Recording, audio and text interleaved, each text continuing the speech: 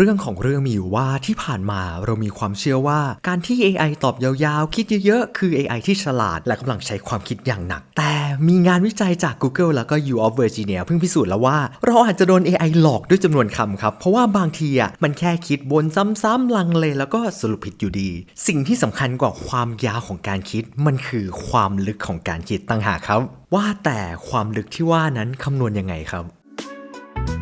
ขอบคุณที่เข้ามาดูคลิปนี้นะครับชอบไม่ชอบตรงไหนคอมเมนต์ติชมกันมาได้เลยผมจะได้เอาไปพัฒนาคอนเทนต์ให้ดีขึ้นส่วนในระหว่างนี้ฝากช่องปากกระพงซ่าด้วยนะครับ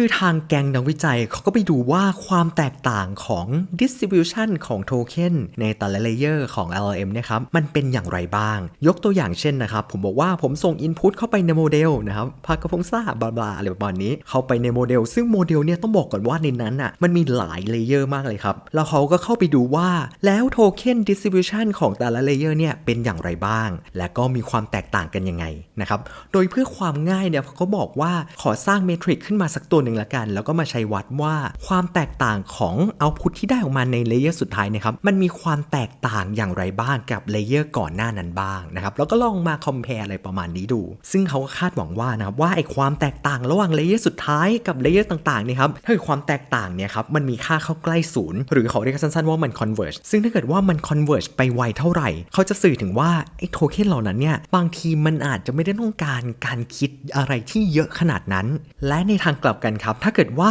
โทเค็นเหล่านั้นเนี่ยมัน converge ช้าหรือว่าไป converge ที่เลเยอร์ท้ายๆเลยนะครับเขาจะสื่อถึงว่าไอ้โทเค็นเหล่านั้นเนี่ยมันต้องการ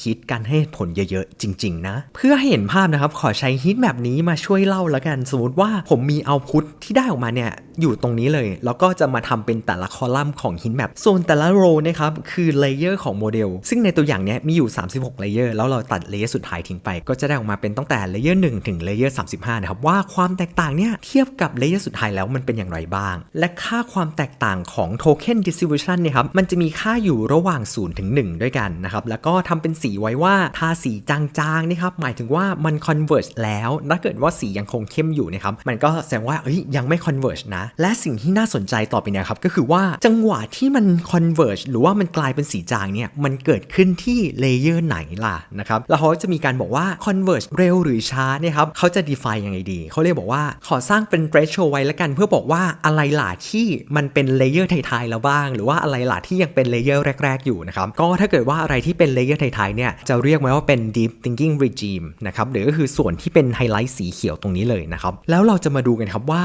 ในแต่ละโทเค็นของเอาต์พุตของเราเนี่ยครับมันมีโทเค็นไหนบ้างที่เพิ่งมา converge ใน region ตรงนี้บ้างนะครับเราก็ลองไล่ไปดูสมมุตินะผมบอกว่าผมมีโทเค็นที่เป็น B ตรงเนี้ยครับก็จะพบว่ามัน converge ตั้งแต่เลเยอร์ที่25ไปแล้วซึ่งมันอยู่นอกเหนือจาก regime ตรงนี้ที่เราสนใจเพราะฉะนั้นอันเนี้ยไม่ถือว่าเป็นโทเค็นที่ต้องอาศัยการคิดเยอะแต่กลับกันถ้าเกิดโทเค็น5ตัวเนี้ยจะบอกว่าเพิ่งมา converge ในเลเยอร์ก่อนสุดท้ายเองเลเยอร์ที่35เองอันเนี้ยถือว่าเป็นโทเค็นที่ต้องอาศัยการคิดเยอะๆซึ่งจากตรงเนี้ยเองครับเขาก็มาลองคิดเป็น proportion ดูว่าแล้วมันมีโทเค็นไหนบ้างที่ต้องอาศัยการคิดเยอะเมื่อเทียบกับโทเค็นทั้งหมดแล้วเนี่ยมันคิดเป็นกี่เปอร์เซ็นต์นะแล้วจะเรียกสิ่งเนี้ยครับว่าเป็น deep thinking ratio ครับหรือว่า DTR เขาก็บอกว่า DTR เนี่ยคือเครื่องมือในการวัด quality ของโมเดลได้ดีกว่าการนับจำนวนโทเค็นอีกครับคือเขาก็มาลองดูว่าเหมือนตอนที่เราใช้ test time scaling เราบอกว่า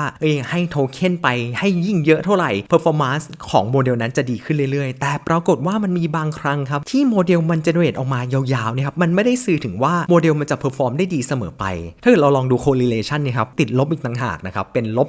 0.5 แต่กลับกันครับถ้าเกิดเราบอกว่าเรามาใช้ deep thinking ratio หรือว่า DTR เป็นตัวชี้วัดเนี่ยครับเราจะพบว่า correlation เมื่อเทียบกับ downstream task หรือในที่เนี้ยครับคือ accuracy ที่เป็น pass at one นะครับในบรรดา benchmark ต่างๆที่เป็นในแต่ละสีนะครับเขาบอกว่าดูสีมันค่อนข้าง correlate กันเลยนะแล้วก็มี average correlation อยู่ที่ประมาณ 0.8 เลยด้วยซ้ำก็เลยกลายเป็นว่าตอนเนี้ยบางทีเราอาจจะไม่ต้องสนใจแล้วว่า output length เนี่ยครับมันจะยาวเท่าไหร่แต่สิ่งที่ควรจะให้ความสนใจมากกว่านั้นก็คือเจ้าตัวของ deep thinking ratio นั่นเองครับมันก็เลยกลาย เลยเป็นที่มาว่า think deep not just long นะครับก็ถือว่าเป็นเหมือนกิมมิคของเปเปอร์ตัวนี้เลยนะครับในการตั้งชื่อด้วยแต่ใดๆครับคือเขาไม่จบเท่านี้ครับเขาลองไปใช้ base of n นะครับในการทำพวกแบบเหมือน generate ออกมา n response แล้วก็มาโหวตกันนะครับเพราะว่าเขาเชื่อว่าวิธีการทำแบบนี้มันจะช่วยเพิ่ม performance ได้ดีขึ้นอีกการทำโดยการมาตัดหรือว่าจัด rank ด้วยการใช้ค่าของ DTR หรือว่า deep thinking ratio นะครับช่วยเพิ่ม efficiency ได้มากกว่า